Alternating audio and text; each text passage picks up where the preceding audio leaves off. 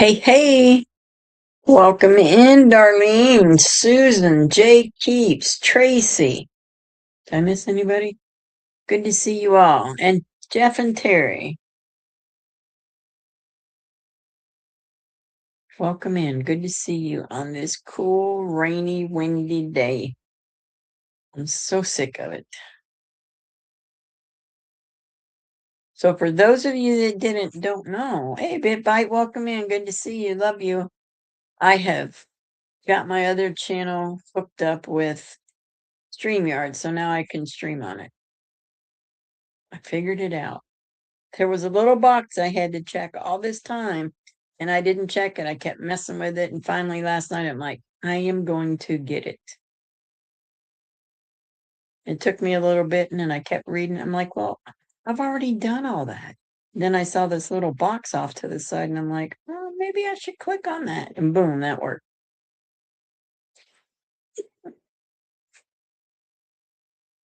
So I got some good stuff tonight. Um, oh, and our one cat that always that Garrett brought home, he brought home two cats from friends of theirs, and Harvey's gone. We can't find him. He must have got out Sunday when Joey had a cookout and everybody was in and out of the house. So I'm so stressed out. I went outside looking for him. I looked all over the house, can't find him anywhere. Garrett just texted me and I said, I'm so worried about Harvey. He said, don't worry, he'll come back if he's outside. He does this all the time. It'll probably be a couple days. I said, well, I'm still worried and I can't help it. I'm hoping later when I go downstairs, he's out. He always comes out at night. Yeah, it's cold. I didn't go out today. I have to go out tomorrow. So pray Harvey comes home. I know he's hungry. He eats a lot. But I guess when he was living with his first family, they let him go in and out, and sometimes he'd be gone for weeks. And I said, yeah, but he doesn't know where he's at here. He knew where he was there, and he would always come back, but he has no idea where he's at. So hopefully God will bring him home. Or hopefully I'll just go downstairs after the live and he'll be down there and he just found a new place to hide. Hey Tamara, welcome in. Good to see you. Love you. We're all gonna pray that the weather changes and it turns warm and no more rain and no more wind. It's crazy. I had to wear a sweatshirt today because it was so cold. I don't even know what it was today. I don't even know what it is now. Let's look and see. 52 rain, feels like 46. And we got a lot of rain coming through. It's going to rain tomorrow, not Friday, or not Thursday, but Friday, Saturday, and Sunday. It's going to rain. Not Monday, but Tuesday, Wednesday, and Thursday. Next week's going to rain. I'm sick of it. Um, our new cat must have gotten out over the weekend. Can't find him. I didn't notice it yesterday, that he wasn't around because he always hides during the day. Oh, bit bite, yuck. And today I kept trying to find and he just wouldn't come out. All the other cats came out, the other Pepper and Stumpy and Princess and oh, what is that other cat's name? Lewis. They came out, but Harvey never came out. So when Garrett got home, he lifted up the couches to see if he was hiding underneath there, and he wasn't under the couch, under the chair. We looked in the basement. We looked in the bedrooms upstairs. We looked everywhere. Every room in the house we looked in. Couldn't find him.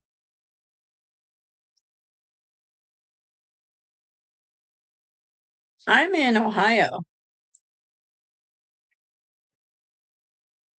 And this is all we get is rain. This is all we get. All April it just rain. Cross chat windows. Huh?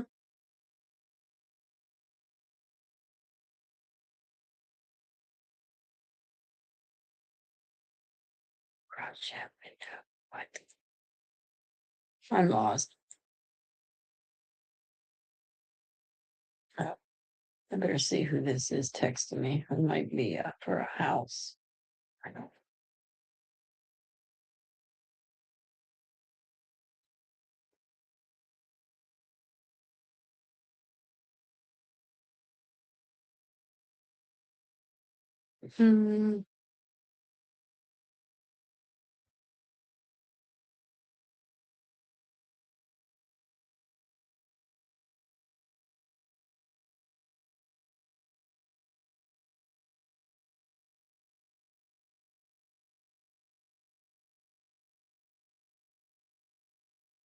It is about the apartment. Hey, Christopher, welcome in. Love you. Good to see you, brother.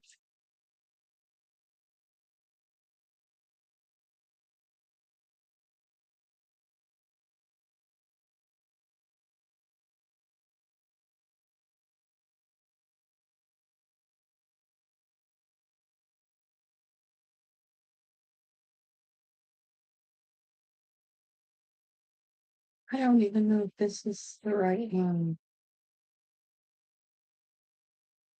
Let me see which one this is.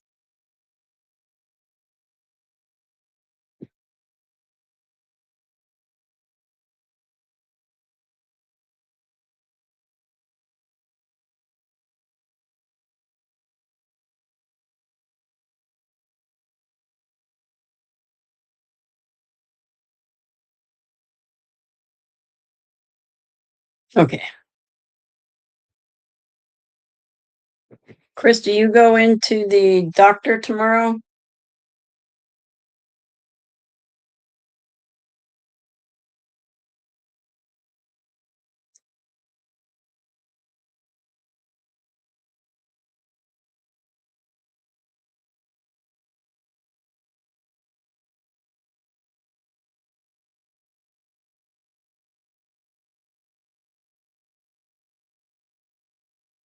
This guy is got me so confused with this apartment. I'm supposed to go look at it tomorrow, and he said,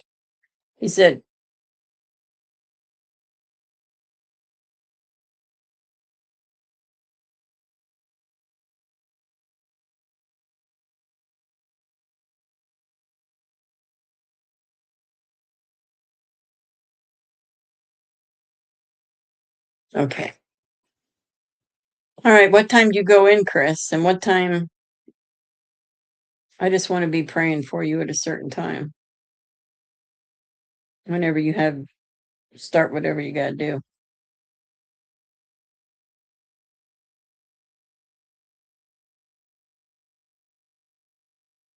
Oh, they have to reschedule. I don't want to reschedule.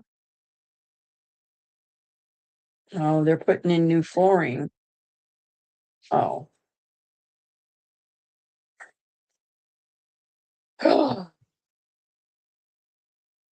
I'll be right there, guys.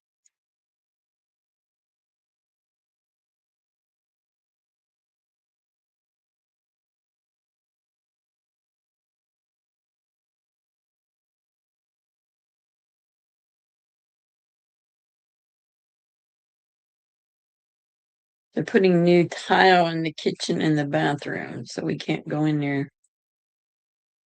8:30 to the clinic and not sure about the hospital yet. All right, well, I'll be praying. We'll all be praying for you. Don't be nervous. God's got you. All right, so if this guy's done texting me, he said call that number tomorrow. Okay, I will. Let's get started. I got some good stuff here. I just got to figure out which one I want to show first. We got 20 minutes. Let's see. I think I'll show this one first. This one's kind of funny, and it's from someone that I really don't like to watch, but this was good. So here we go. Hey, how come I can't hear it? Oh, good thing. It ends up, when you do communism right, it works perfectly and everyone loves it. And it only took 200 million starving to get here. That's less than half as many as we thought. There has been another terrorist attack with 33 dead.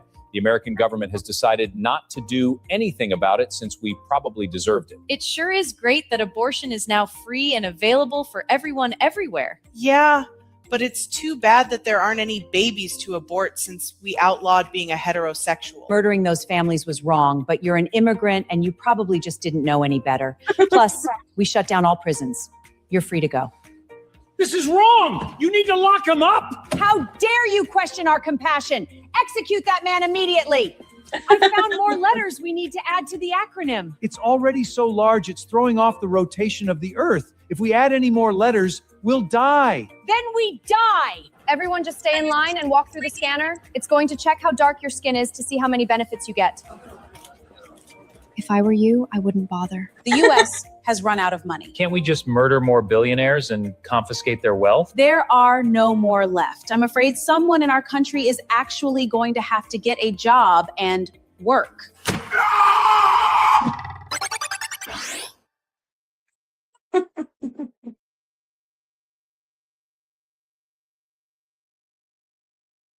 Yeah, that was funny.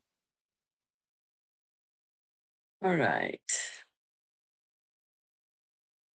Now, did you guys like that one? Or did you even see it?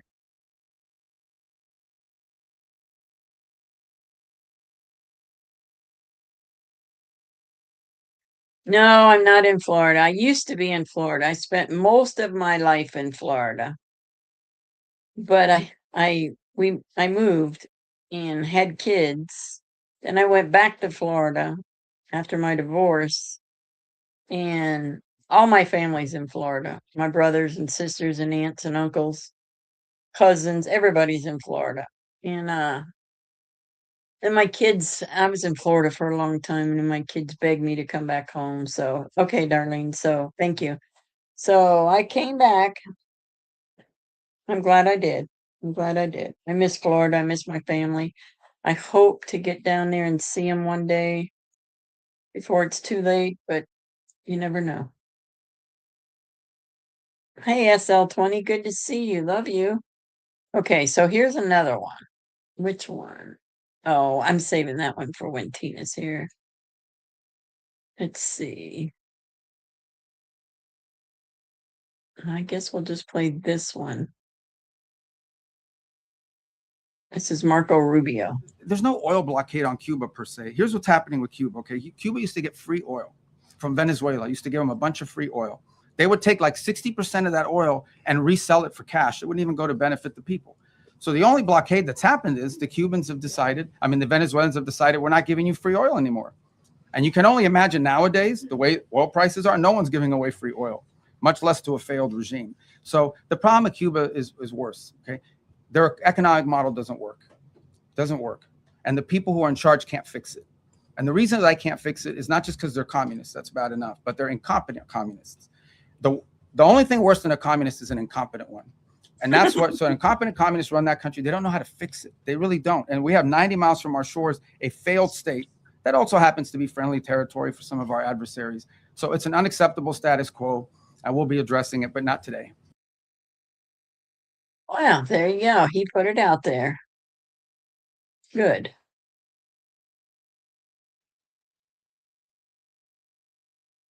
All right. This other one I'm saving for when Tina gets here because it's funny and Tina's got to see it. Hope she does. I hope she does. He did. He absolutely did. Did anybody watch I didn't save it. I should have saved it, but it was kind of long. Where King Jeffries was talking about how the war's going on and people are dying, our soldiers are dying, and blah, blah, blah, blah, blah. And I don't know who he was, but he'd been in the military and he lost both his legs. Man, did he let him have it? Because he said, you never said a word before about all the wars that have been happening under different leadership. But now because it's Trump, now you want to act like you care. He said, do you even know the names of those people that have died? Do you even know? I'm asking you, do you know? Hakeem didn't say a word. It was great. This guy he doesn't have any legs, but he has those other prosthetic legs from being in the war. He got his legs blown off. So I voted today. I went out and voted. Oh, I hope Amy Acton does not get governor. She's a Democrat. I don't care what she says. She's the one that locked Ohio down, made everybody wear face masks, took the kids out of school. She told our governor it had to be done. You just have to do it. So, but certain elites were allowed to go do things, but we weren't. All right. So you closed schools, you closed doctors' offices, all kinds of things, churches, but you left the bars open. You left any place that sold alcohol open. Did you see that SL20? Wasn't that great? That was awesome. I loved it.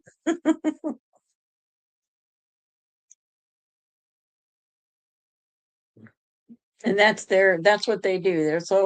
They're such hypocrites. Tina, welcome in. Good to see you. Love you.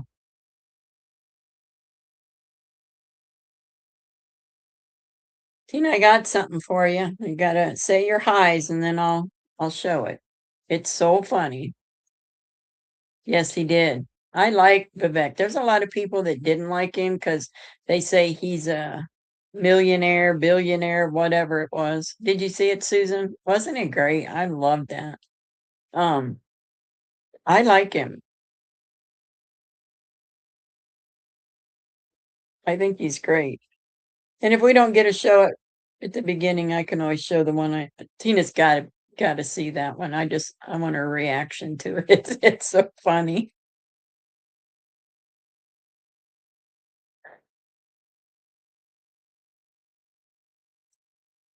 Tina, our new cat Harvey is missing. We can't find him. I didn't see him yesterday. I didn't look for him yesterday because he hides all the time. But today I was looking for him. I couldn't find him. And then Garrett came home from work and I told him and he looked on all 3 floors of the house, every place that he would be hiding at. Can't find him.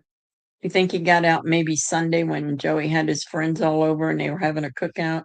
Maybe somebody come in and left the back door open. He likes to be outside. So Melanie, welcome in. Good to see you. Love you. Okay, Tina, this is for you. Just for you. I mean, it's for everybody, but I thought of you as soon as I found this.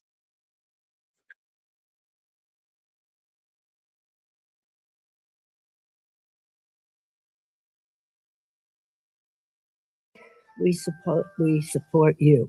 Vodka. Nancy the Nipper, she's ruthless and sly, with her dentures rattling and a gleam in her eye. She kicked Joe out with her old friend Chuck. Nancy the Nipper, she don't give a f. Now, how would you like to work your tail off for 4 years of college and have the Nipper show up to give you your keynote address at your graduation? Unbelievable. Who in their right mind would let this fossil be a keynote speaker at this point anyways? She rambled on, smacking her dentures around, making no sense at all for about 20 minutes. So get ready to smile, hit that like button when you do, and let's get on with the show. Thank you for the privilege to sharing this beautiful day with you. That doesn't make sense. Because you have lived through you got it there now, Tina. changes Rumble's has been always behind. recognized by. I graduated with your sister from your sister institution, Trinity College. The Times found Abraham Lincoln. What the hell is she talking about? And you not do it alone. You strengthened by the love of your families, encouraged by your friends, and guided by your faculty. I see Rumble on mine. Let's give them all a round of applause. But it is your day. Now, graduates, I stand between you and your celebration, and now you must continue outside of school because progress is not inevitable. Sister Julie and all of Saint Julie Martini. Thanks for watching, y'all. Show your support for our troops and for our channel by checking out some of our new merchandise in our store. Tina, did you see that? Or no, you didn't see it. I don't know. I can see it. I go to Rumble and I can see it. Yes, he was awesome.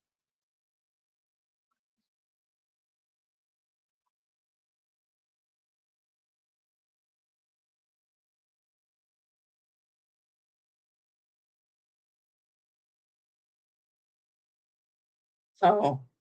Oh, I don't have it up. That's why I forgot. There you go. I'm sorry.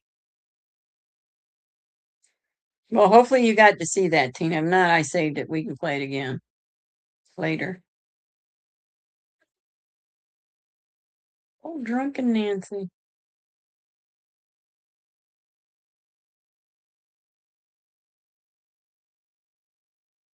Okay, Tina, it's up. There you go. Wish I could make it bigger because I can't see it.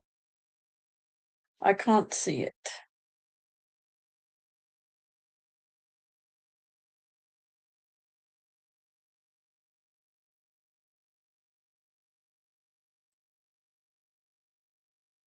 Oh, did it? That's awesome, SL20. Yay, yay.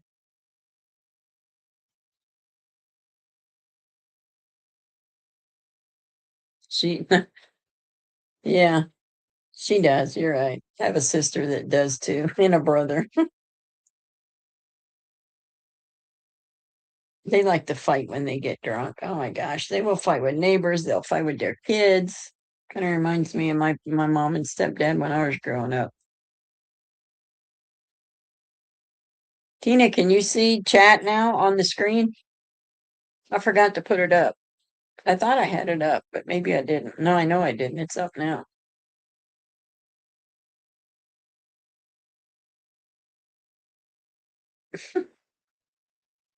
So we'll do our normal and then we will watch the rest of Job.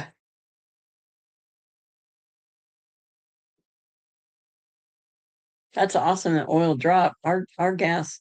I was going to get some today, but I was hoping it would drop. It was $4.79, and I could have got 10 cents off. It's still too much. I don't want to pay $4.69.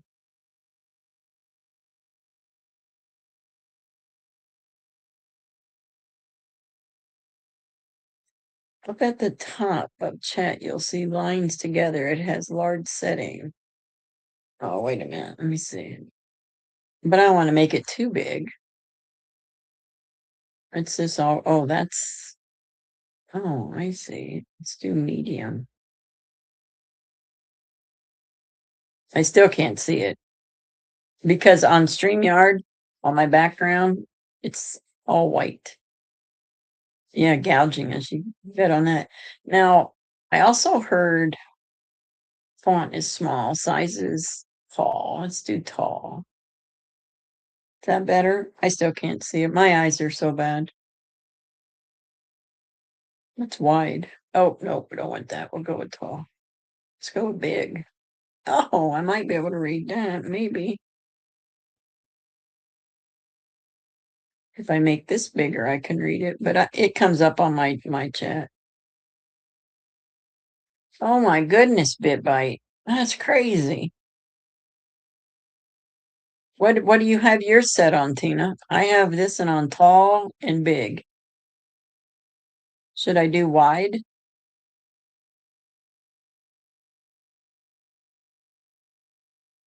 Is that okay for everybody? Just let me know.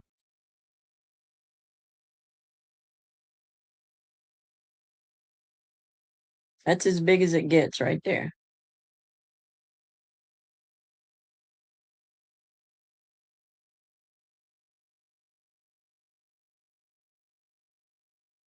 That is insane. Regular and big. Okay, here we go. Do that.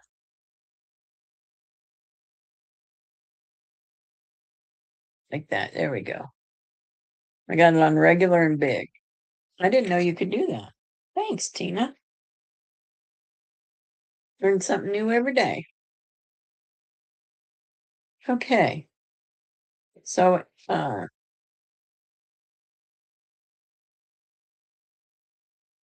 no, I didn't see that Party Bonza. Is JLR still out? He hasn't been arrested yet?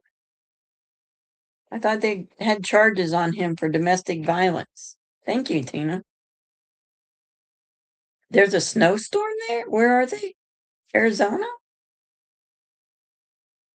What? That must be all the snow that Jay Keeps is going to get.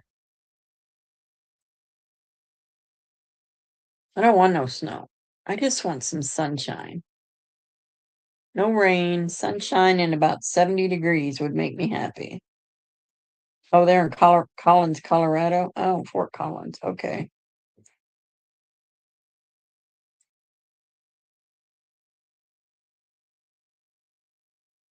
Yeah, Colorado's got weird weather because when my uncle lived out there before he passed away, he would always text us and send us pictures of all the snow. And yeah, he got arrested, or he's got a domestic violence against him. Christmas Day, he beat up his girlfriend, whatever her name was. And they took pictures of her. And Amy Acton, what did she win for? I thought she was running for governor. I know that one guy was running, but nobody wanted him. I voted for Vivek. I forget what Amy was running for. I guess I thought it was they were. Yeah, what was her name? I forget her name.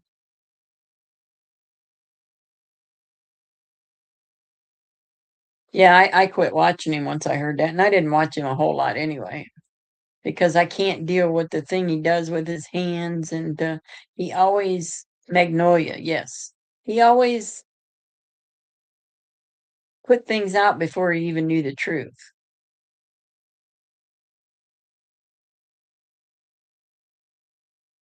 Yeah, I guess he got arrested, or no, he didn't get arrested for it, but she did file charges on him. I saw pictures of her. She had black eyes and everything. And he doesn't talk about it. He does not talk about it. Now, when he was over there doing the, hey, Cindy, welcome in. Good to see you. Love you. No, I don't watch. I don't watch him. Cindy, how's your husband?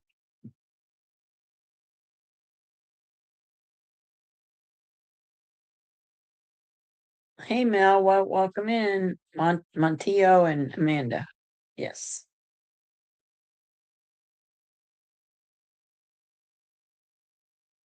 Tracy, we do love you and we are praying for your husband. I know it's hard. Did you get all that paperwork filled out? They ask you the same questions over and over and over and over.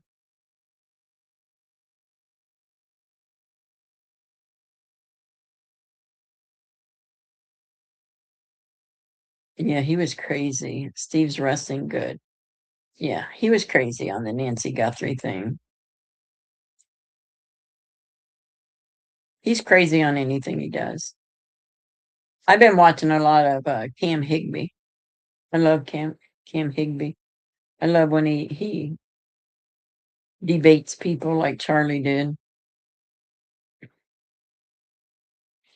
He hasn't been arrested yet. They do have a warrant out for him, so I think that's why he's not staying at home, because he knows they're going to come and get him.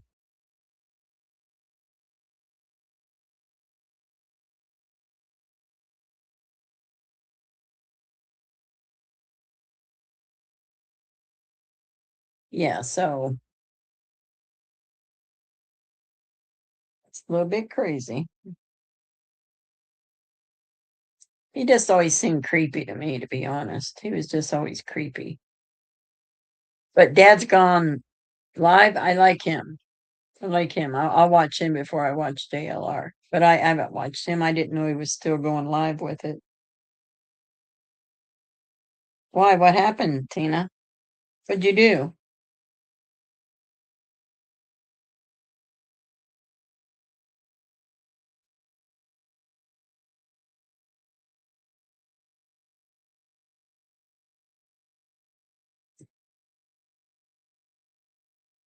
So I was just getting ready to ask that, Darlene.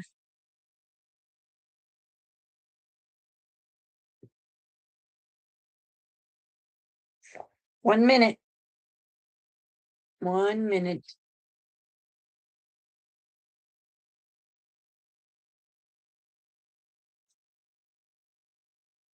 Cinco de Mayo and Taco Tuesday. Yeah, I had tacos today. And my daughter went to the Mexican restaurant. They ate at the Mexican restaurant, and then I'm like, oh, it's Cinco de Mayo. I'm going to get a taco and a nacho fry. Yeah, he is a piece of crap.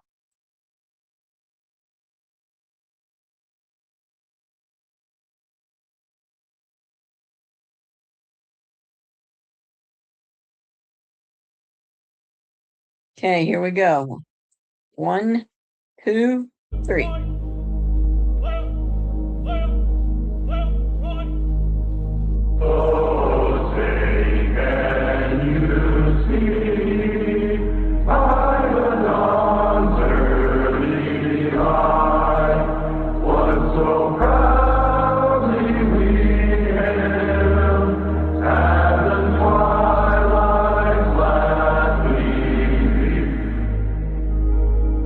I pledge allegiance to the flag of the United States of America.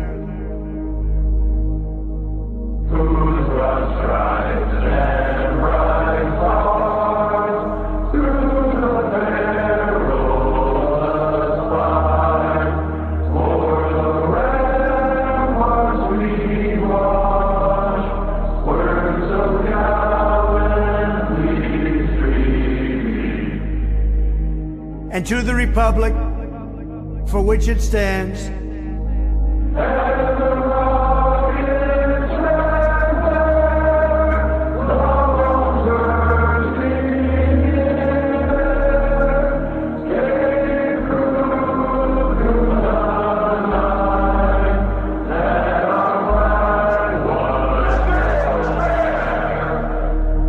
one nation, under God,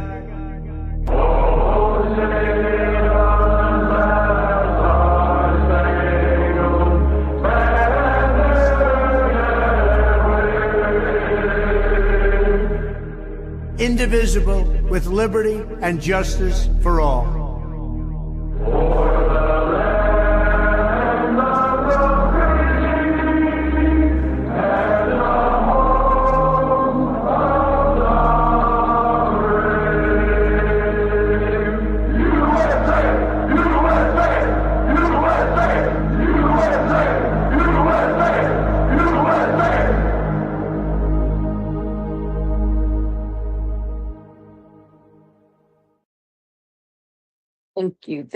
Thank you, everybody. Look at those beautiful flags.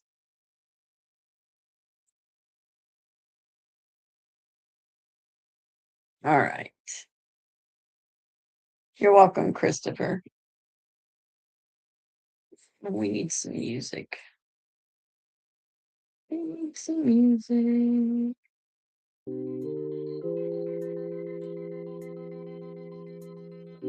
And here we go for. Where is it? Oh, there it is. Just, you're welcome, Tina. You're welcome, Tracy. You're welcome, Darlene. Here is the soldiers. Rest in peace. American heroes, never forgotten.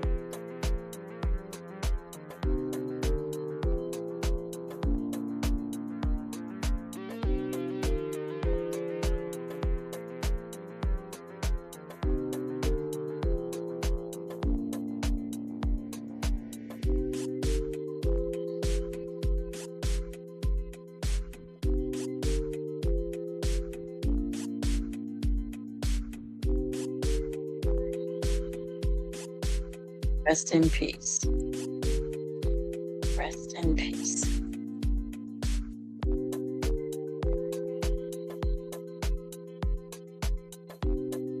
Next is our beautiful American citizens who were murdered by illegal aliens. And some more are continuing to be murdered. They just keep doing it.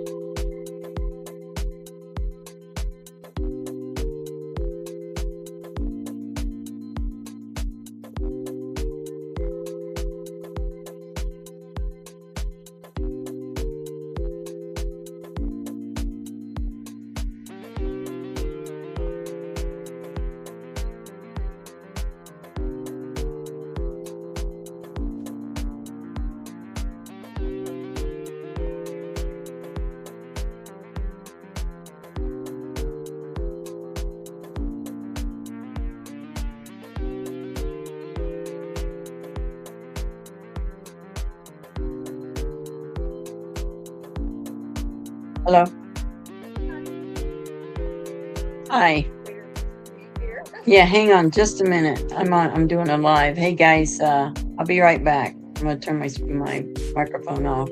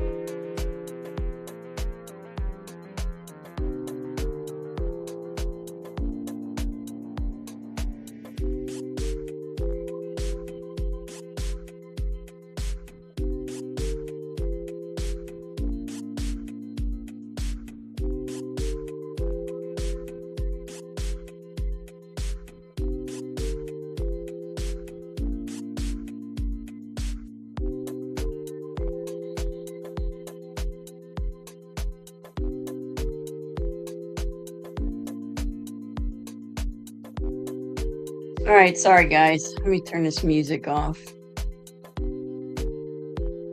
Oh, where is it? Right there.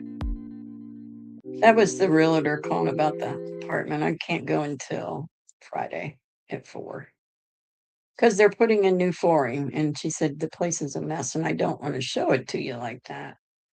So I said, okay.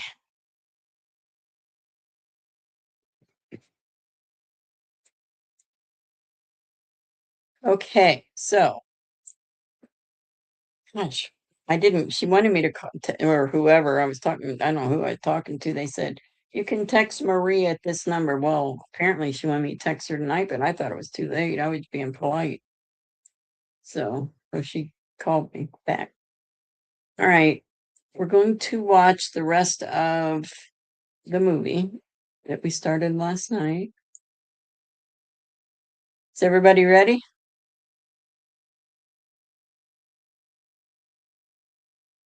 Oh, let me mute my mic.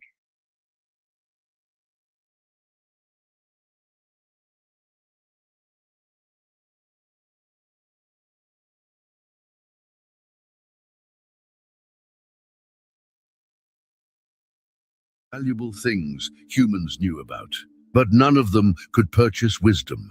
No mention shall be made of coral or quartz, for the price of wisdom is above rubies. The topaz of Ethiopia cannot equal it, nor can it be valued in pure gold. All the treasures people fought, wars over and spent their lives pursuing were worthless. Compared to true wisdom, the mystery deepened. When Job considered that even death didn't reveal wisdoms. Location, destruction, and death say, we have heard a report about it with our ears. God understands its way, and he knows its place. Only God knew where wisdom could actually be found.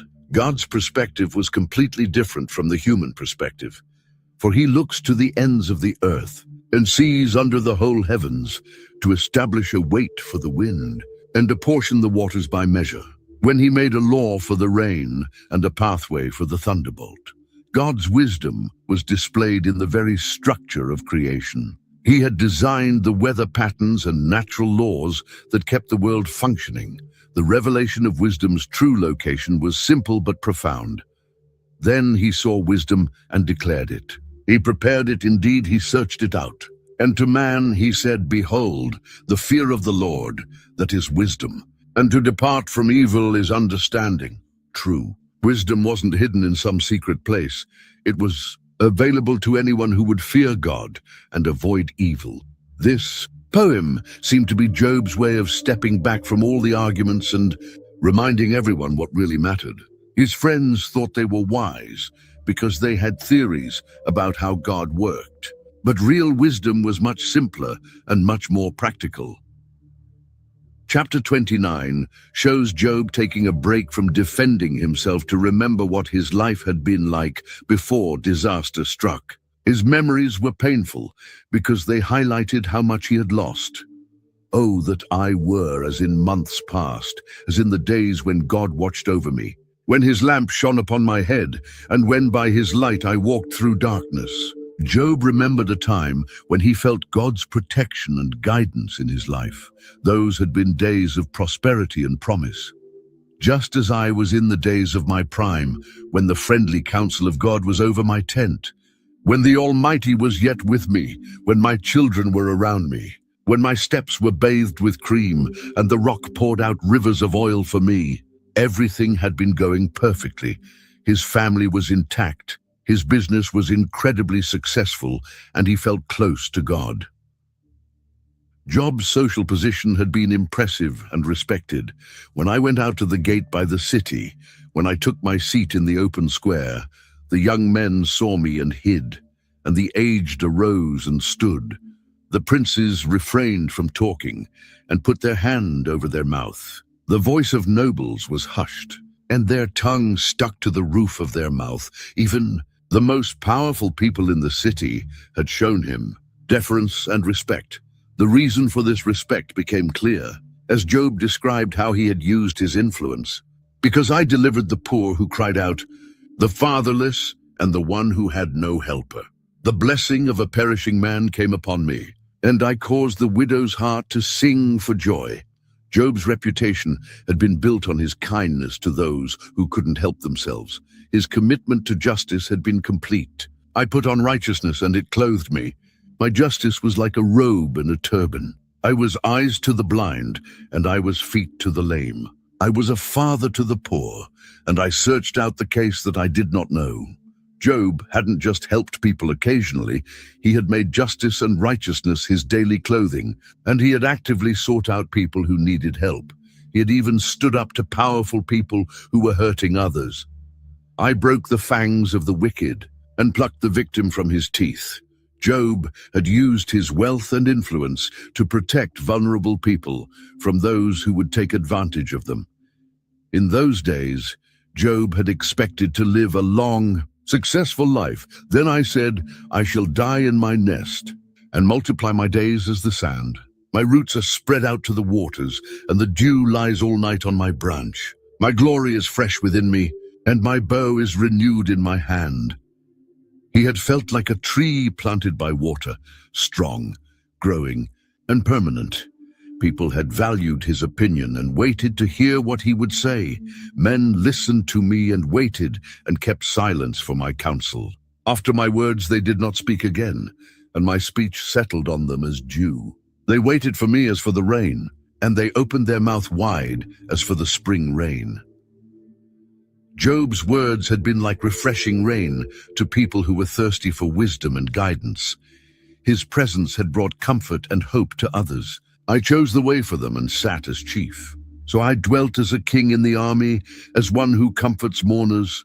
Job had been a leader who brought comfort to people who were grieving and direction to people who were confused. The contrast between Job's past glory and his current humiliation was devastating. Chapter 30 begins with Job describing how the social order had completely reversed. But now they mock at me, men younger than I, whose fathers I would have disdained to put with the dogs of my flock.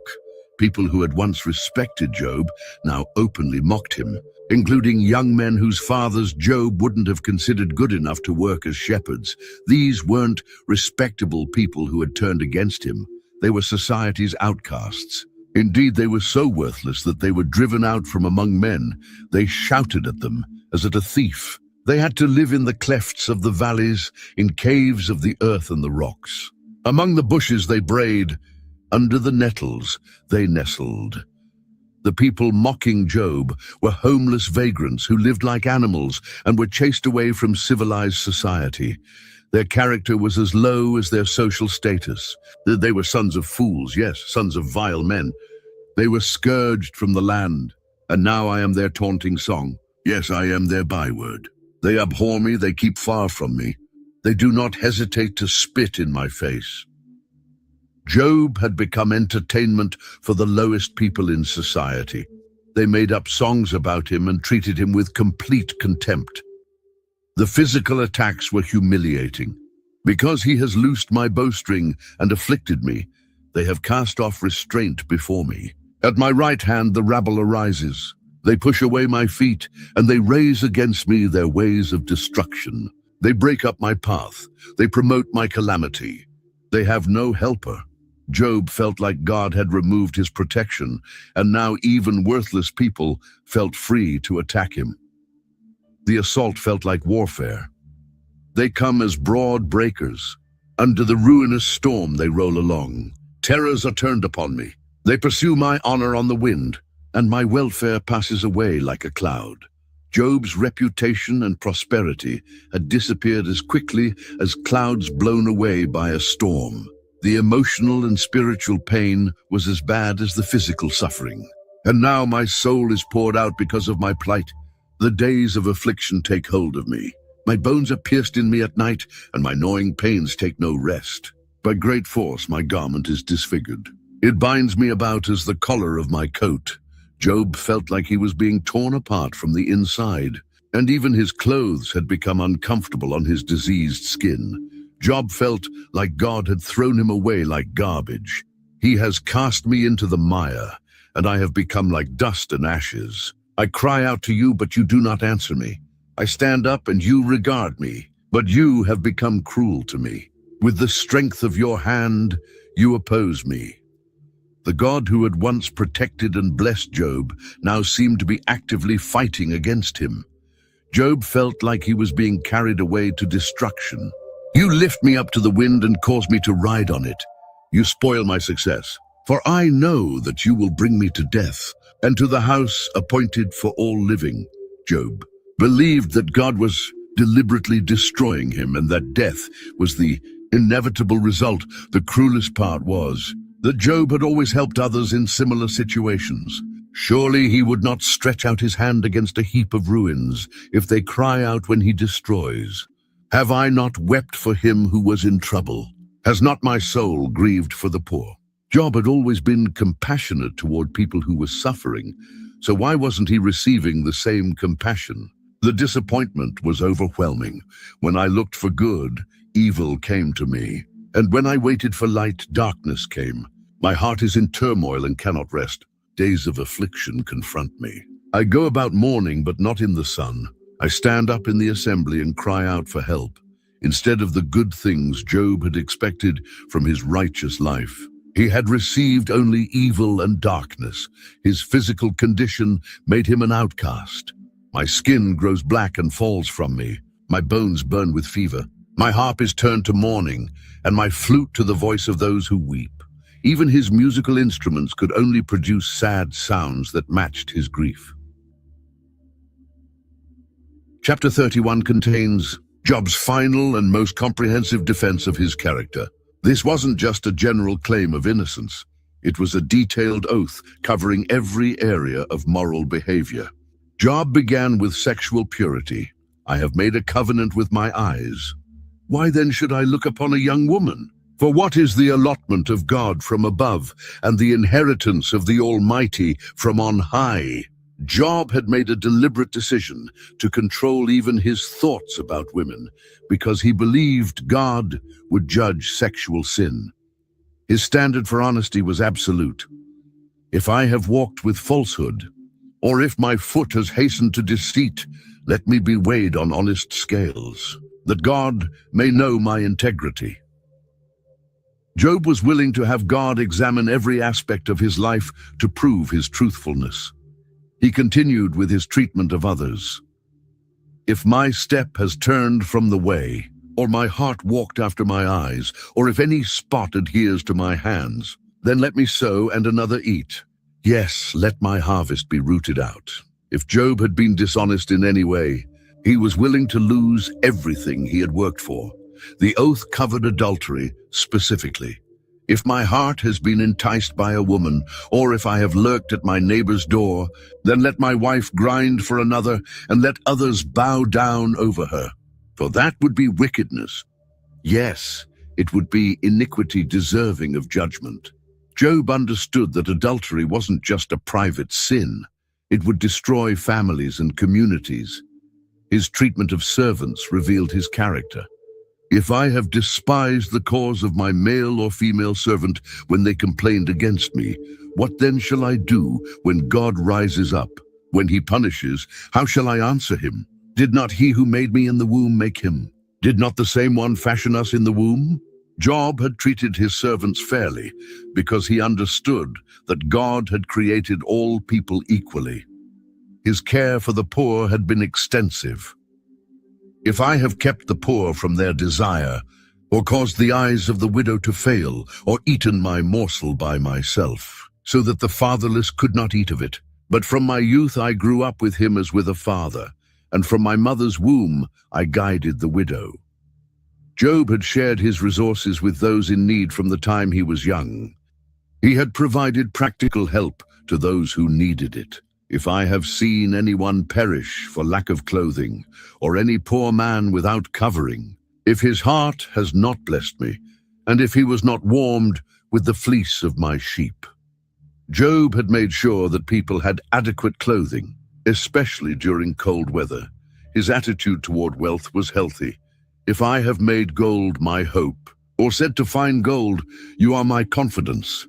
If I have rejoiced because my wealth was great, and because my hand had gained much. Job hadn't put his trust in money or become proud because of his prosperity. He had avoided idolatry completely. If I have observed the sun when it shines, or the moon walking in brightness, so that my heart has been secretly enticed, and my mouth has kissed my hand, this also would be an iniquity deserving of judgment, for I would have denied God who is above. Job had never been tempted to worship the sun, moon, or stars like some of his neighbors did. His attitude toward his enemies was generous. If I have rejoiced at the destruction of him who hated me, or lifted myself up when evil found him, indeed I have not allowed my mouth to sin by asking for a curse on his soul. Job hadn't celebrated when bad things happened to people who didn't like him, and he had never cursed anyone. His hospitality was famous. If the men of my tent have not said, who is there that has not been satisfied with his meat? But no sojourner had to lodge in the street. For I have opened my doors to the traveler. Job's household was known for feeding anyone who was hungry and providing shelter to travelers. He had never tried to hide his sins. If I have covered my transgressions as Adam, by hiding my iniquity in my bosom, because I feared the great multitude, and dreaded the contempt of families, so that I kept silence and did not go out of the door. When Job had done something wrong, he had been honest about it instead of trying to cover it up. His final challenge was bold. Oh, that I had one to hear me. Here is my mark. Oh, that the Almighty would answer me, that my prosecutor had written a book. Surely I would carry it on my shoulder. I would bind it on me like a crown. I would declare to him the number of my steps. Like a prince, I would approach him. Job was so confident in his integrity that he wanted God to write down all the charges against him so he could answer them publicly. A fourth voice suddenly broke into the conversation. Chapter 32 introduces Elihu, son of Barachel the Buzite, who had been listening to everything with growing frustration. So these three men ceased answering Job because he was righteous in his own eyes. Then the wrath of Elihu, the son of Barachel the Buzite, of the family of Ram, was aroused against Job. His wrath was aroused because he justified himself, rather than God. This young man was angry at Job for seeming to put his own righteousness above God's, but Elihu was equally angry at the three friends. Also against his three friends his wrath was aroused, because they had found no answer, and yet had condemned Job. They had accused Job without being able to prove their case, which made God look bad in the process. Elihu had waited respectfully for his elders to finish speaking. Now, because they were years older than he, Elihu had waited to speak to Job. When Elihu saw that there was no answer in the mouth of these three men, his wrath was aroused. Age was supposed to bring wisdom, but these older men had failed completely. His frustration poured out as he explained why he finally decided to speak. "I am young in years, and you are very old. Therefore I was afraid and dared not declare my opinion to you. I said, age should speak, and multitude of years should teach wisdom. But there is a spirit in man, and the breath of the Almighty gives him understanding." Elihu believed that wisdom came from God, not just from getting older. He had been bursting to speak. "For I am full of words. The spirit within me compels me. Indeed, my belly is like wine that has no vent. It is ready to burst like new wineskins." Elihu felt like he would explode if he didn't get to share what God had shown him. His approach would be different from the others. "I will speak, that I may find relief. I will open my lips and answer. Let me not, I pray, show partiality to anyone, nor let me flatter any man. For I do not know how to flatter, else my Maker would soon take me away." Elihu promised to be completely honest, without favoritism toward anyone. In chapters 33 and 34, Elihu began teaching about how God actually communicates with people. His message was that God was constantly trying to reach humans, but they often missed his messages. Surely God speaks once, yes, twice, yet man does not perceive it. In a dream, in a vision of the night, when deep sleep falls upon men, while slumbering on their beds, then he opens the ears of men and seals their instruction. God used dreams and visions to teach people important lessons. The purpose of this communication was protective. In order to turn man from his deed and conceal pride from man, he keeps back his soul from the pit and his life from perishing by the sword. God was trying to save people from making mistakes that would destroy them. Elihu also taught that suffering itself was a form of divine communication. Man is also chastened with pain on his bed and with strong pain in many of his bones, so that his life abhors bread and his soul succulent food. His flesh wastes away from sight, and his bones stick out, which once were not seen. Sometimes God used physical pain to get people's attention, but even in suffering, God provided help.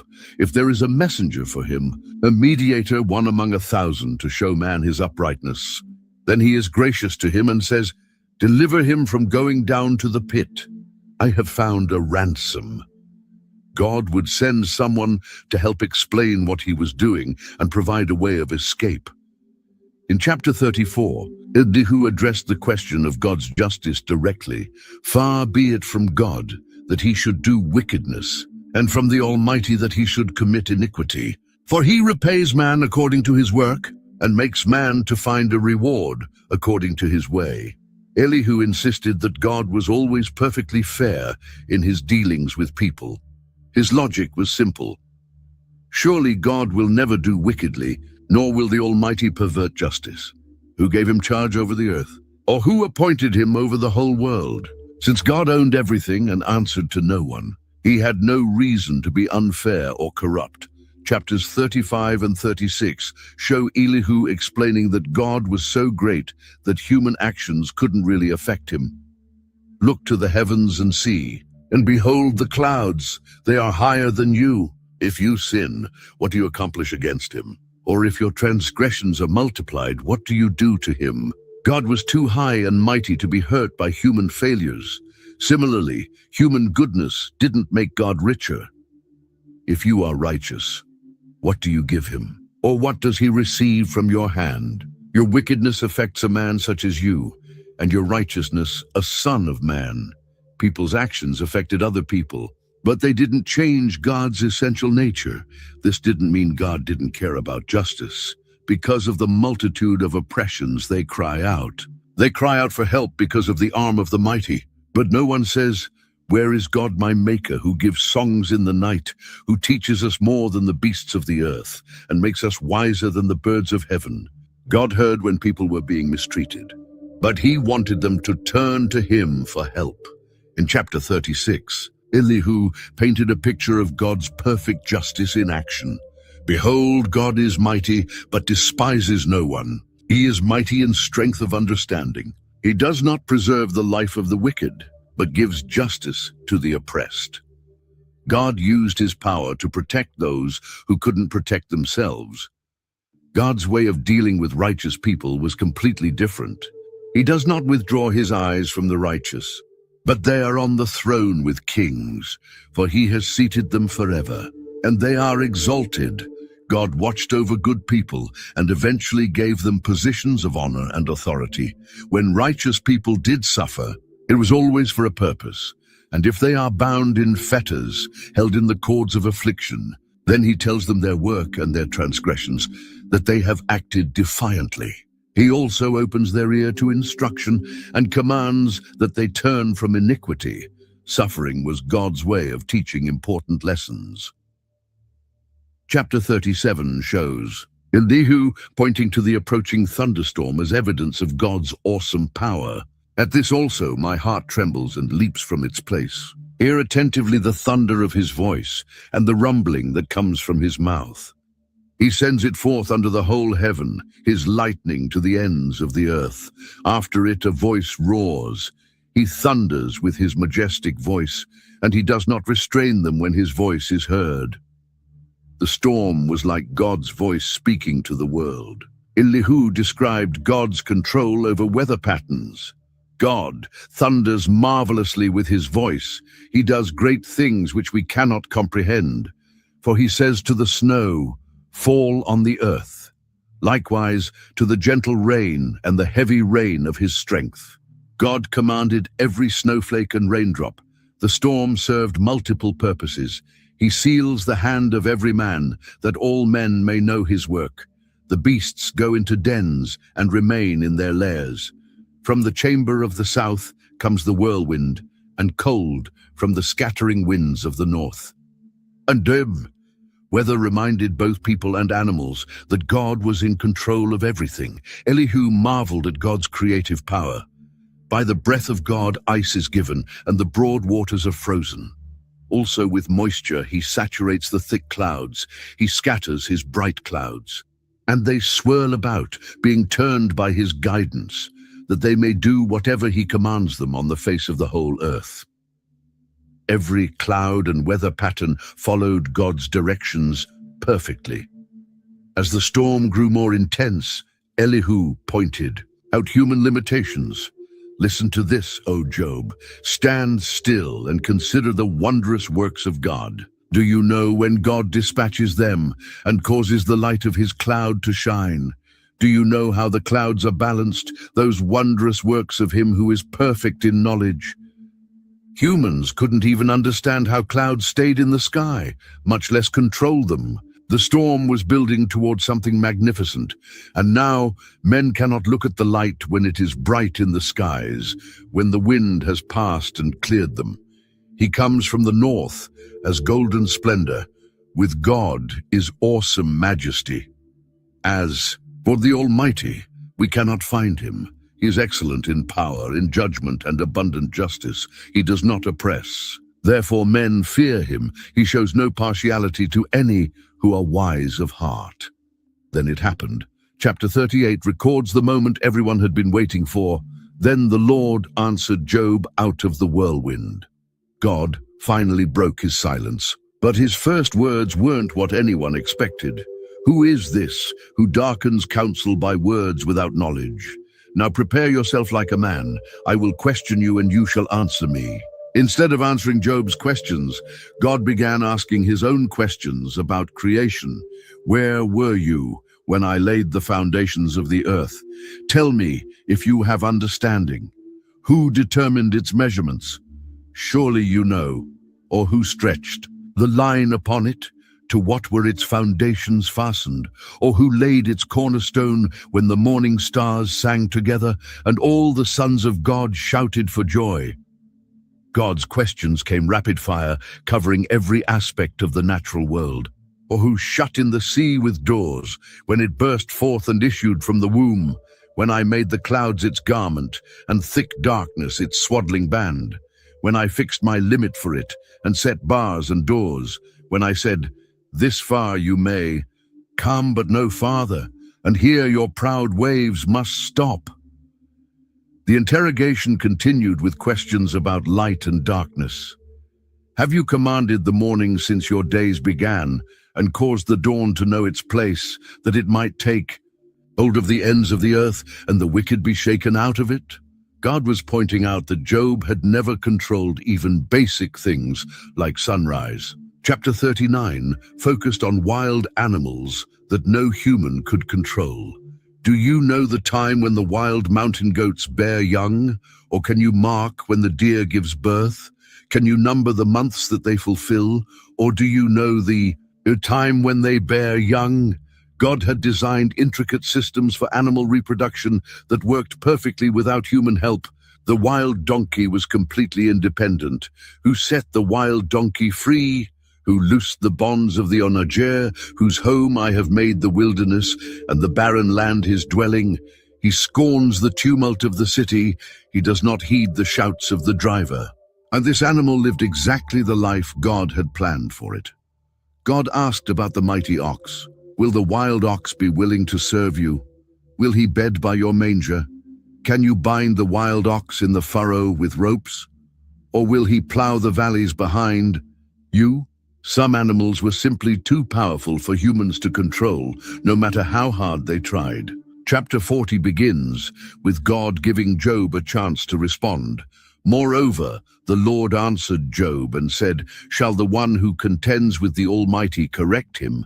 He who rebukes God, let him answer it.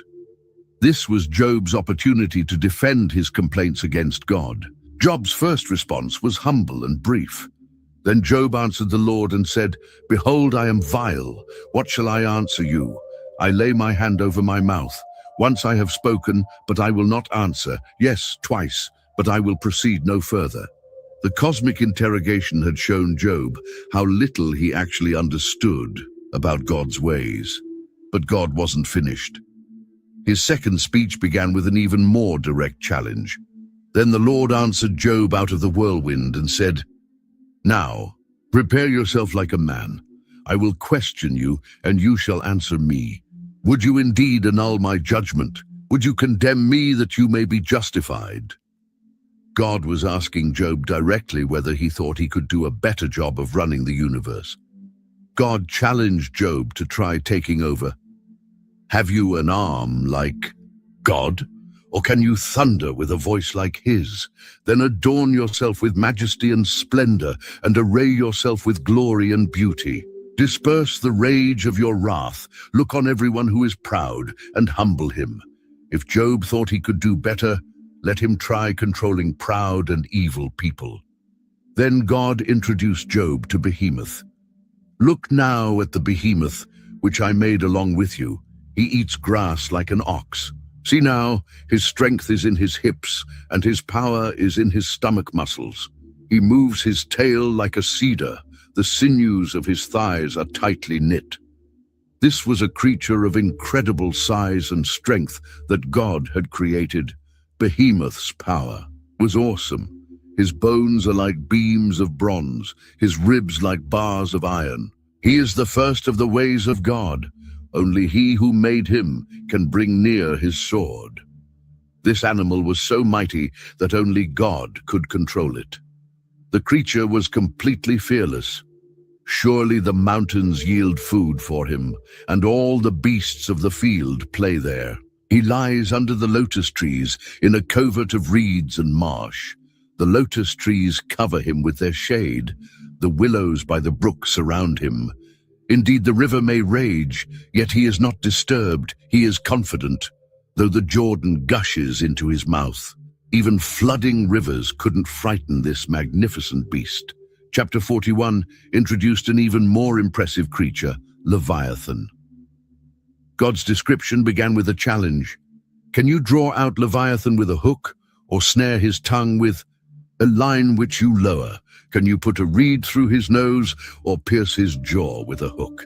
This sea monster was completely beyond human ability to capture or control. God asked sarcastically whether Job could make Leviathan into a pet. Will he make many supplications to you? Will he speak softly to you? Will he make a covenant with you? Will you take him as a servant forever? Will you play with him as with a bird, or will you leash him for your maidens? The idea of taming this creature was ridiculous. The monster's physical defenses were impenetrable. Who can remove his outer coat? Who can approach him with a double bridle? Who can open the doors of his face with his terrible teeth all around? His rows of scales are his pride, shut up tightly. As with a seal, one is so near another that no air can come between them. Leviathan was like a living fortress. Even the bravest warriors couldn't fight this creature. The sword that reaches him cannot avail, nor does spear, dart, or javelin. He regards iron as straw and bronze as rotten wood. The arrow cannot make him flee. Slingstones become like stubble to him. Darts are regarded as straw. He laughs at the threat of javelins. Human weapons were completely useless against Leviathan. The creature's very presence was terrifying. His sneezings flash forth light, and his eyes are like the eyelids of the morning. Out of his mouth go burning lights, sparks of fire shoot out, smoke goes out of his nostrils as from a boiling pot, and burning rushes. Leviathan breathed fire like a dragon. God's final point was devastating. On earth there is nothing like him which is made without fear. He beholds every high thing. He is king over all the children of pride. If Job couldn't handle one creature that God had made, how could he question God's management of the entire universe? Chapter 42 shows Job's complete surrender to God's wisdom. Then Job answered the Lord and said, I know that you can do everything, and that no purpose of yours can be withheld from you. You asked, who is this who hides counsel without knowledge? Therefore I have uttered what I did not understand, things too wonderful for me, which I did not know. Job admitted that he had been talking about things beyond his understanding. His repentance was genuine and complete. Listen, please, and let me speak. You said, I will question you, and you shall answer me. I have heard of you by the hearing of the ear, but now my eye sees you, therefore I abhor myself, and repent in dust and ashes. Meeting God directly had changed everything for Job. Then God turned his attention to the three friends. And so it was, after the Lord had spoken these words to Job, that the Lord said to Eliphaz the Temanite, My wrath is aroused against you and your two friends, for you have not spoken of me what is right, as my servant Job has. The friends who thought they were defending God had actually been misrepresenting him. God's instructions for them were humbling. Now therefore, take for yourselves 7 bulls and 7 rams. Go to my servant Job, and offer up for yourselves a burnt offering. And my servant Job shall pray for you, for I will accept him, lest I deal with you according to your folly, because you have not spoken of me what is right, as my servant Job has. They had to ask Job to intercede for them with God. The friends obeyed, and Job prayed for them despite everything they had put him through. Then came the restoration, and the Lord restored Job's losses when he prayed for his friends. Indeed, the Lord gave Job twice as much as he had before. God's blessing returned in double measure. Job's prosperity became legendary. Now the Lord blessed the latter days of Job more than his beginning, for he had 14,000 sheep, 28,000 camels, 1,000 yoke of oxen, and 1,000 female donkeys. His wealth was exactly double what it had been originally. His family was restored too. He also had 7 sons and 3 daughters. And he called the name of the first Jemima, the name of the second Kezia, and the name of the third Keren Hapuch. In all the land were found no women so beautiful as the daughters of Job, and their father gave them an inheritance among their brothers. His new daughters were famous for their beauty and received equal treatment with their brothers. Job lived to see multiple generations.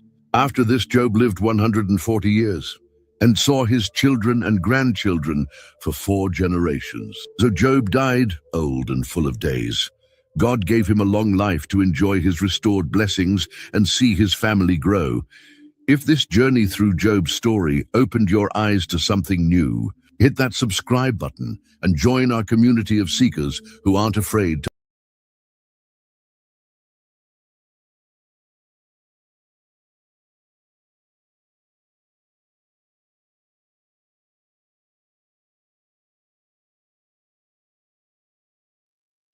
All right, there we go.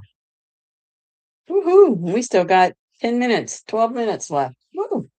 We got through it. We're ready for tomorrow night for the quiz.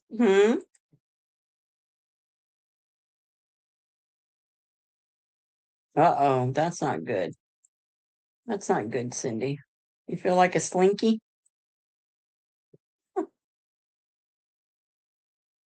So that I love the book of Job. It's one of my favorites. I'm telling you what I'm not looking forward to is the book of Psalms. That is a very hard book. Very hard. I will probably fail that 100%. Not even kidding.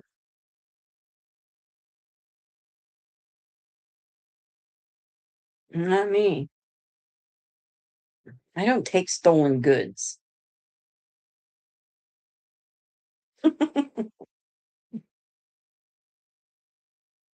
Once the questions come up, I'm hoping I'll get it. But Psalms, yeah, it does. It's that'll probably be at least a 6-day study for that one because, whew, it's hard. Yeah, it's all poems.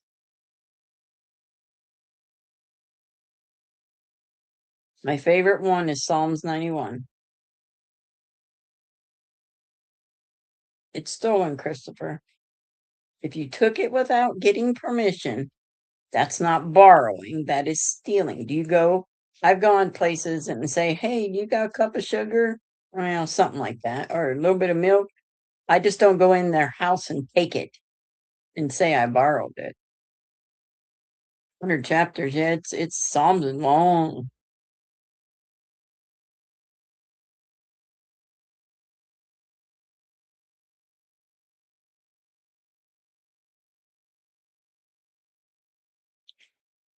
But I love Psalms 91. I just always feel like that's God talking to me and telling me that he's always going to be there and he's always got his arms, which is his wings, wrapped around me and holding me tight.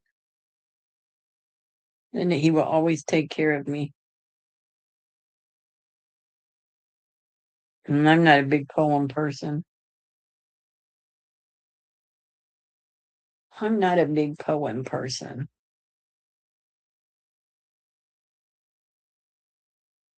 Oh, jeez. Get back.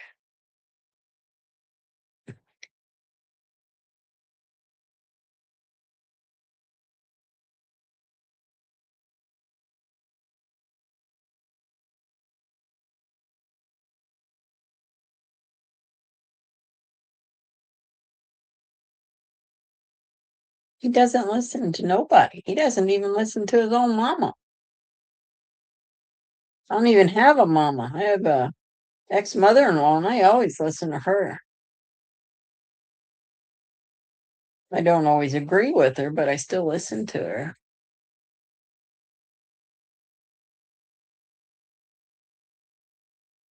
Yes, and Psalms 91 is it for me. I read that every day. Just so I can be reminded that God's always with me and he's going to watch out for me. And as long as I continue to do what he wants me to do. Cindy wants the link. Oh, wow. Let me see if I can remember where it's at.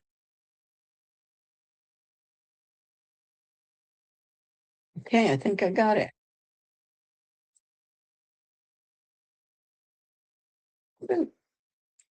There you go, Cindy Lou Who.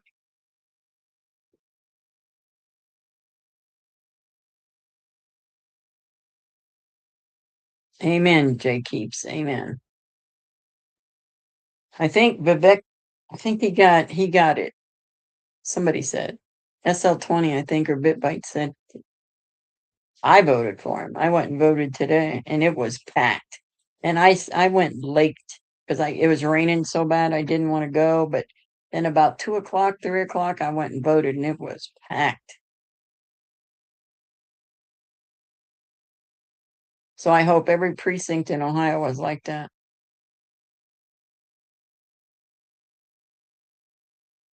Your mom is in heaven.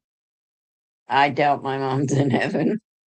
I mean, I don't know, but or my dad, my real dad, or my grandparents. We never grew up in a Christian home, ever.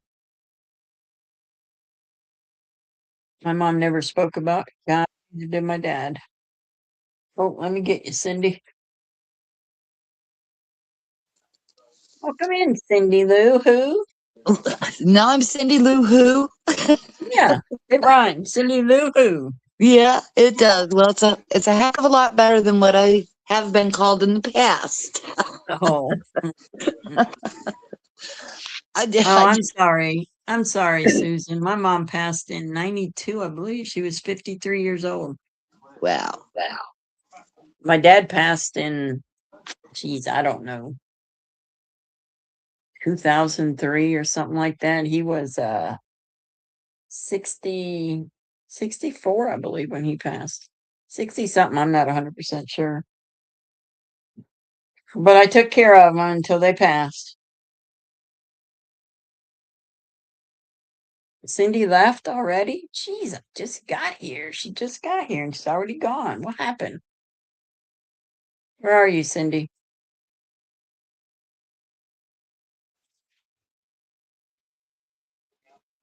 All right, stop running away. I can't help it. It's my phone. It's doing it. I haven't touched it in days, and now all of a sudden I touch it and it's like, it has a mind of its own. It must have done an update. Oh, probably so. Yeah. So, did you get all your paperwork filled out? Oh, dear Lord in heaven, please. Please guide my words so that they're not nasty. It starts with the Walmart paperwork because, you know, he's a greeter at Walmart. Then it goes from Walmart to the insurance company, who is Blue Cross Insurance. And then it goes to a place called Sedgwick, which is his disability insurance. But hang on a minute, Cindy. Mel, I can't connect you. It says device is not connected. Oh, God, Mel's trying to get on here. No, I'm running away. Keep saying device not connected. So I don't know what's going on. I don't know either with her phone. It's been messed up today. But anyway, long story short, this man is going through hell. And they never told him. I didn't know. Neither one of us knew that after 10 years you had to have a new hip replacement. And then you could repair the damage. You have to repair that damage that the first hip plant, you know what I mean. My mouth's running. Yeah, well, that should be talked about before the surgery. Yeah, and it wasn't. Yeah. And so now it's reconstructive and hip surgery. Yeah. And you know what, ladies? I know your husbands. And husbands, I know you love your ladies. But 24/7, 365. Yeah. It's tough. It's tough on everybody. And with the added insurance stuff and all that good stuff. But anyway, I've missed everyone. And I love each and every one of you. I've heard from all of you one way or another. And I appreciate it. Because I'll tell you what, guys, I couldn't have walked through this without Jesus and you guys. That's right, Cindy, and we all love you and care about you. We love everybody in here. If somebody's in trouble or hurt or something's going on, we need to know I agree. And this so is we the can all safest pray. place I know. Yeah, and so now Christopher's going in. We're going to pray for him like we did for you, Cindy, and like we did for Dee, and like we do for Carrie and Teacup, Tina's Thank God. dad. Yeah, I don't even know how to say thank you. God gave us a miracle with Kale. I'm Yes, expecting another absolutely. one. Yep, I expect absolutely. another one. How did Kale take that? I bet he was excited, wasn't he? Yes, he was very excited, but he's sad on another hand because the team let him go. Oh, did So, they? yes, they did. As soon as they found out he was having a problem, that was it. Oh, wow. Well, that's too bad. Yeah. But today, on the other hand, he started a brand new job. He's a lifeguard with one of the townships out here. Oh, cool. So that's been a blessing, and we've been emptying out the room to get him in here. Oh, Lord, I did not realize how much I had. I know, me too. I have a whole bunch. My one storage unit is a 10 by 20 and it's packed to the rafters. Then I got Yeah. another 10 by 10 that's packed to the rafters. Oh, my goodness, Gator. Yeah. Yeah. And then not only do you have that, but you have to find the people that will help you to get it out, and the people that will make sure you're fed and your friends are fed that are helping you out. It's like a chain. Yeah, it's and I don't like to get help. I am so independent that and that's one of my downfalls. If somebody wants to agree. help, I don't I'm want the them to help me. same I want to way. do it myself. Honey, Yes. nobody's ever had my back. I was the Yeah. oldest, so nobody's Yep. ever had my back. Same I here. get it. I sure get it. Tracy said Terry's a big baby when he's sick or hurt. Oh yeah, most men are. Oh, please, Tracy, come here and take my husband. Oh my God. Just please, Tracy, I'll pay for your plane ticket to come and take care of him after he has surgeries. And they say that it's sad for women to be single. I don't know about you, but I like being single. I don't have to listen to the whiny cries all the time and I'm hungry, makes me something to eat. Get up and fix it yourself. When I'm Gator. sick, you didn't do that for me. I get it 1000%. Yeah, I get it. Yeah. I will never. When I got divorced in 99, I said never again. And I never did. Never will. I was leaving Sunday. All the adopted grandsons were out here. They were cooking out and listening to music and of course drinking. Of course. And I was just leaving. I was going to the grocery store and I needed to get Liberty some more food, but they didn't have it. So I got to go tomorrow and get some. And Joey screams at me, "Where you think you're going, Grandma?" I looked at him and I said, What? He said, "Where are you going, Grandma?" I said, "That sounds much better because you're not my boss." And then Dario said, I said, "I'll be back in a little bit. I'm going to run to the store." And one of his friends had an old Camaro out there. I mean, it was nice. It was all souped up. It was bright yellow, canary yellow. And Joy said, "Let my grandma drive your Camaro." I said, "I'm not driving nobody's car but my own. I don't want to be responsible for it." And I said, "And I'm going to be gone for a little bit." And Dario, "You going to see a man, Grandma?" I said, "No, guys, I'm not going to see a man. I want nothing to do with a man. Sorry, but I don't. I know That's you're where all we men." differ. That's where we differ. When he offered the ride in the car, I'm gone. Oh, no. I didn't. I'm gone. If I'm driving somebody else's car and it happens to get crashed, I feel horrible, especially that car. Because I don't even remember what year it was, but it was an IROC. An IROC. Camaro? Yes, Z or something like that. Yeah. Oh, it was beautiful. See, he isn't takes it it to car shows. I'm like, nope. No way. I still would have took it.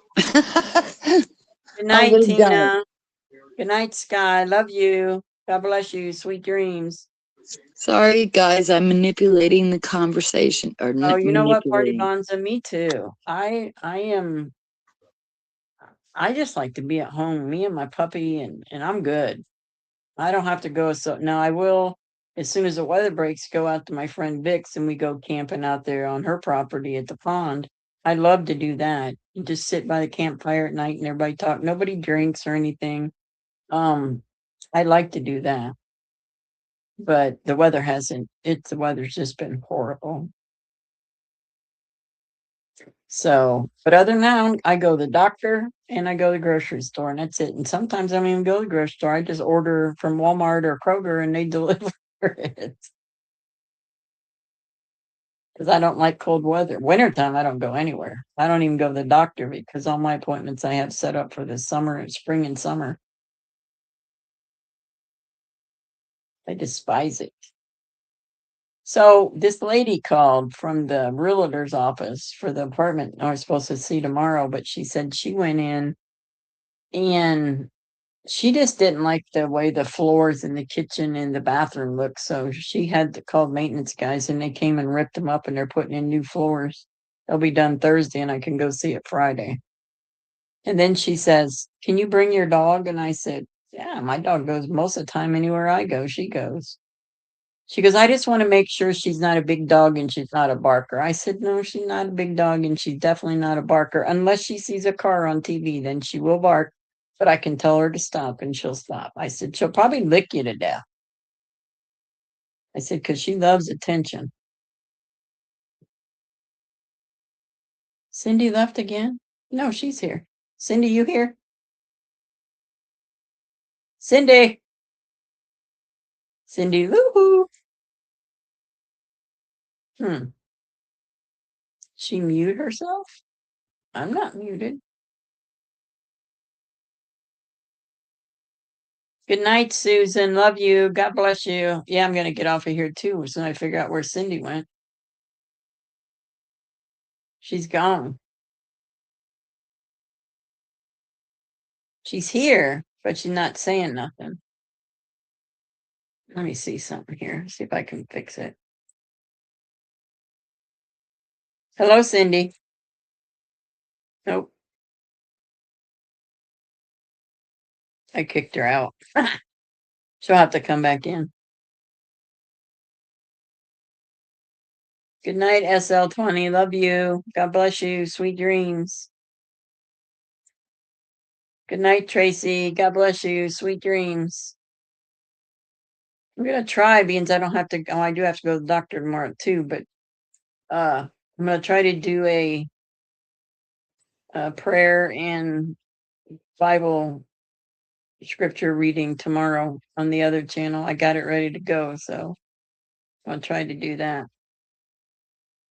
at some point. I'm not sure. I'll put a thing out and give you guys notice.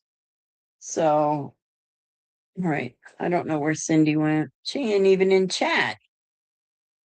What the heck? All right, watch out, Liberty.